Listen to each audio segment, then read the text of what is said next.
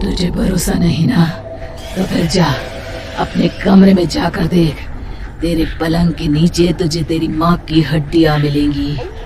प्रभात दौड़कर अपने कमरे में जाता है और अपने पलंग के नीचे देखता है। वहां पर सचमुच एक कंकाल पड़ा हुआ था और उसके शरीर पर जो कपड़े थे वो प्रभात की माँ के थे। क्या बात है, आज तो आप सुबह से ही बहुत बिजी हैं। ऐसा क्या लिख रहे हैं? बस एक फैमिली की कहानी लिख रहा था। जैसे हमारी फैमिली है ना, तुम, माँ और मैं, लेकिन थोड़े अलग तरीके से, क्योंकि ये कहानी हॉरर है और इसमें जो आदमी है ना, मैंने उसकी बीवी को मार दिया है। मतलब कहानी में ऐसा लिखा है। और जानती हो, उसके बाद जो बीवी है ना, वो एक बुरी आत्मा बन जाती है।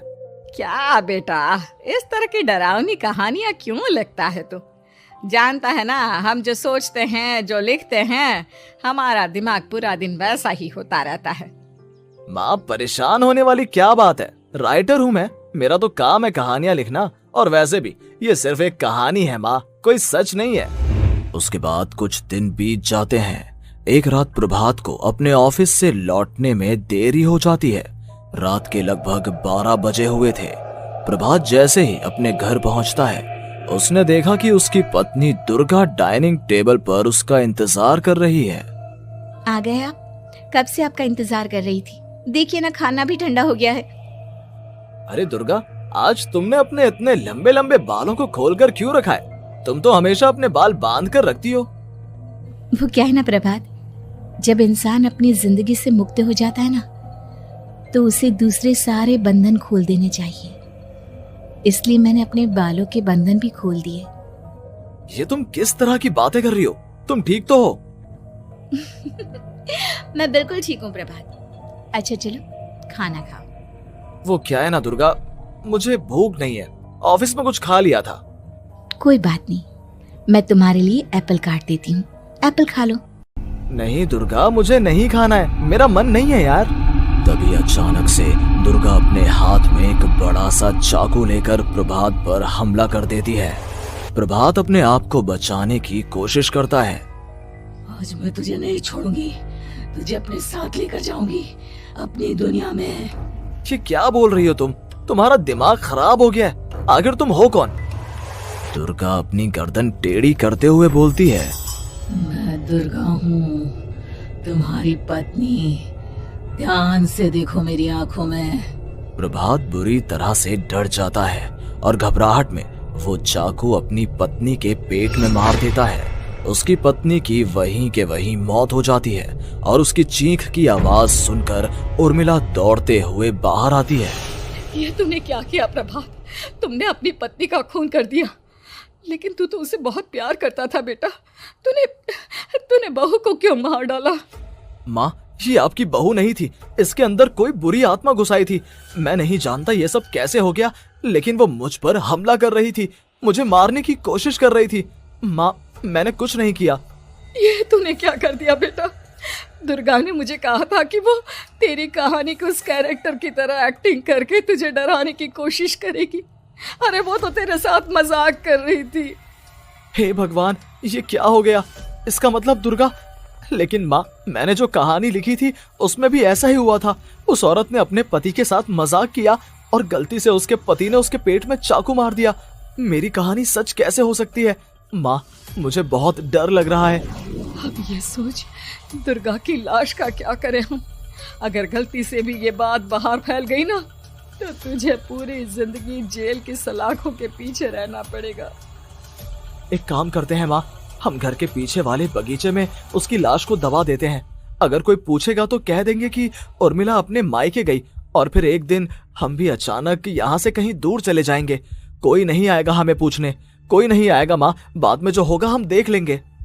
प्रभात अपनी माँ उर्मिला की मदद से दुर्गा की लाश को अपने घर के बगीचे में गाड़ देता है। कुछ दिन तो ऐसे ही बीत जाते हैं, लेकिन एक दिन अचानक रसोई से आ रही कुछ आवाजें सुनकर प्रभात की नींद खुलती है। प्रभात ने देखा कि वहां पर एक लंबे बालों वाली औरत दूसरी तरफ चेहरा करके खड़ी हुई थी। कौन है? कौन है वहां पर?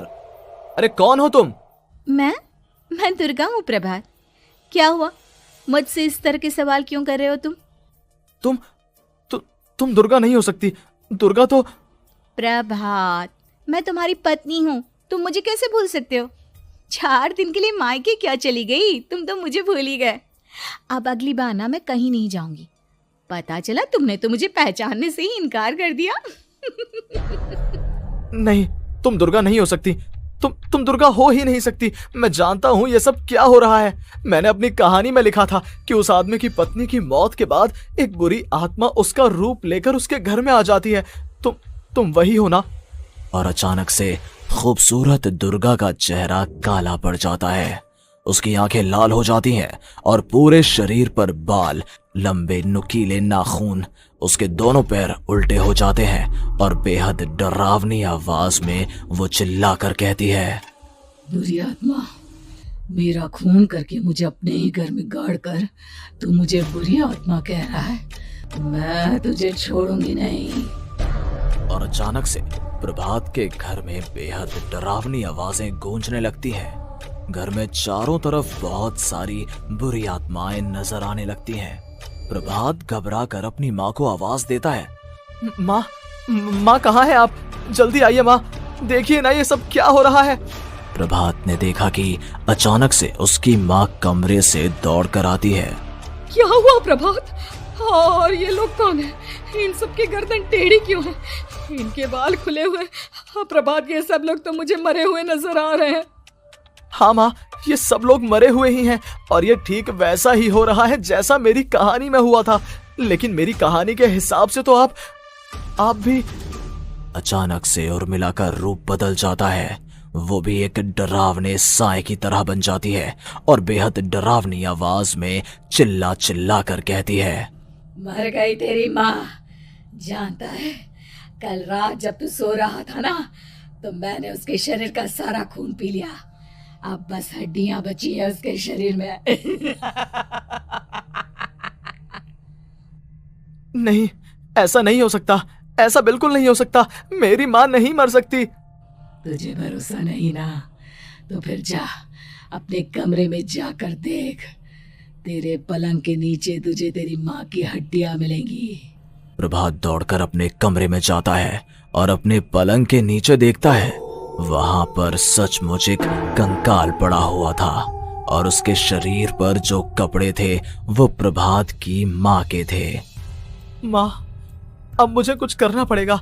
लेकिन मेरी कहानी में लिखा था कि माँ की मौत मेरे हाथों से होगी, पर माँ तो पहले ही मर चुकी है और वो बुरी आत्मा मुझे भी मार देगी। नहीं, इससे पहले कि वो मुझे कुछ करे, मुझे उसका काम खत्म करना होगा।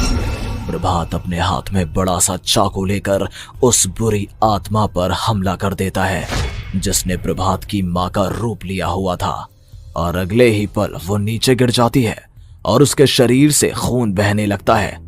ऐसा नहीं हो सकता, एक बुरी आत्मा के शरीर में तो खून होता ही नहीं है। तो क्या सच में मैंने अपनी माँ को मार दिया? लेकिन अभी कुछ देर पहले तो फिर वो कंकाल किसका है? और ये कौन है? मैं पागल हो जाऊंगा। और अपनी माँ की लाश, इसका मैं क्या करूं? लोग पूछेंगे तो मैं क्या जवाब दूंगा? तभी वहां पर दुर्गा का रूप लेकर जो आत्मा थी उसने प्रभात से कहा, गाड़ दे अपनी माँ को ले जाकर उसी जगह जहाँ तूने मेरा खून करके मुझे गाड़ दिया था। जा, चला जा। घबराया हुआ प्रभात पागलों की तरह अपनी माँ की लाश को लेकर बगीचे में गाड़ देता है। प्रभात की हालत पागलों जैसी हो जाती है। वो अपने आप को अपने घर में बंद कर लेता है। कहानी के हिसाब से तो आगे ये हुआ था कि कहानी लिखने वाले ने उन बुरी आत्माओं से डरकर आत्महत्या कर ली थी। तो क्या मैं भी मर जाऊंगा? क्या मैं भी आत्महत्या कर लूंगा? एक काम करता हूँ, मैं अपनी कहानी का अंत बदल देता हूँ। हाँ, ये मैंने पहले क्यों नहीं सोचा। मैं लिख दूंगा कि कहानी को लिखने वाला आत्महत्या नहीं करता, बल्कि कहीं दूर जाकर नए सिरे से अपनी जिंदगी शुरू करता है। यही सोचकर प्रभात ने अपनी लिखी हुई कहानी को बाहर निकाला और उसे पढ़ना शुरू किया। ये देखकर वो हैरान रह गया कि कहानी का क्लाइमैक्स तो किसी ने पहले ही बदल दिया था। ये क्या? इसमें तो लिखा हुआ है कि आखिर में उस लेखक की पत्नी और माँ दोनों बगीचे में जिंदा दफन थे। बुरी आत्माओं ने उनको कैद करके रखा था और वो लेखक अपनी माँ और पत्नी दोनों को जिंदा बाहर निकाल लेता है। लेकिन ये सब लिख किसने दिया? प्रभात दौड़कर बगीचे में जाता है और वहां पर खुदाई करना शुरू कर देता है। प्रभात देखता है कि वहां पर लकड़ी के 2 बड़े संदूक हैं और उनके अंदर से आवाजें आ रही हैं। प्रभात, प्रभात बचा लो मुझे, अगर थोड़ी देर और हो गई तो वो मुझे छोड़ेगी नहीं। बेटा देखो, मैं इस बक्से के अंदर बंद हूँ, प्लीज मुझे बाहर निकालो, वो बुरी आत्मा किसी भी वक्त मुझे मार डालेगी। प्रभात वो दोनों बक्से बाहर निकालता है और अपनी पत्नी और माँ दोनों को आजाद करवा लेता है। लेकिन तभी वहां पर अचानक से एक बेहद डरावनी और खौफनाक दिखने वाली औरत आ जाती है। तुझे क्या लगा था इतनी आसानी से अपनी पत्नी और माँ को बचा लेगा? बस 5 मिनट और उसके बाद अमावस का चांद आसमान में आने ही वाला है। लेकिन तूने इन दोनों को बाहर निकाल लिया, अब तुझे मरना होगा। नहीं, मैं जानता हूँ मैं नहीं मरूंगा, और अब आगे क्या करना है ये भी मुझे पता है। प्रभात, ये बहुत खतरनाक है, हमें मार डालेगी प्रभात, चलो यहाँ से। नहीं दुर्गा, अब मुझे अच्छी तरह से पता चल चुका है कि इस बुरी आत्मा से हम कैसे पीछा छुड़वा सकते हैं। और इतना कहकर प्रभात अपने हाथ में पकड़ी हुई सिंदूर की थैली उस बुरी आत्मा के ऊपर उछाल देता है। कुछ ही देर में वो जमीन पर गिरकर राख में बदल जाती है।